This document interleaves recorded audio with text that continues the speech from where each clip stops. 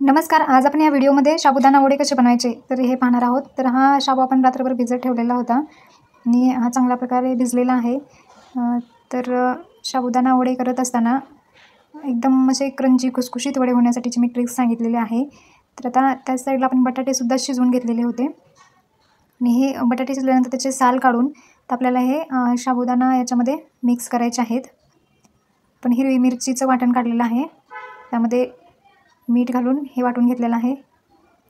त्याला व्यवस्थित मिक्स करायचं आहे.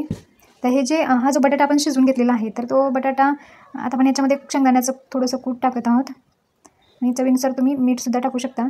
तर हा बटाटा जो आहे तो आपण शिजवून घेतलेला आहे. तर बटाटा जर आपण असंच घातला तर त्याचे मोठे मोठे तुकडे राहू शकतात. त्यामुळे ह्या बटाट्याला मी खिसून याच्यामध्ये टाकणार आहे. तर तुम्हीसुद्धा तीच ट्रिक्स वापरा. हे पहा, मी खिसून घेतलेलं आहे आणि आता हे मी हाताने व्यवस्थित मिक्स करत आहे. तर अशा पद्धतीनं तुम्हीसुद्धा याला मिक्स करून घ्यायचं आहे. हे मिक्स करून झालेलं आहे. तर आता आपल्याला याचे वडे बनवायचे आहेत आणि आपण तेल गरम होण्यासाठी गॅसवर ठेवलेलं आहे. आता मी हा वडा बनवलेला आहे आणि आता हा वडा आपल्याला याच्यामध्ये टाकायचा आहे. तेल व्यवस्थित गरम झाल्यानंतरच टाकायचं आहे. हे पहा, आपलं तेल व्यवस्थित गरम झालेलं आहे आणि वडासुद्धा व्यवस्थित तळत आहे.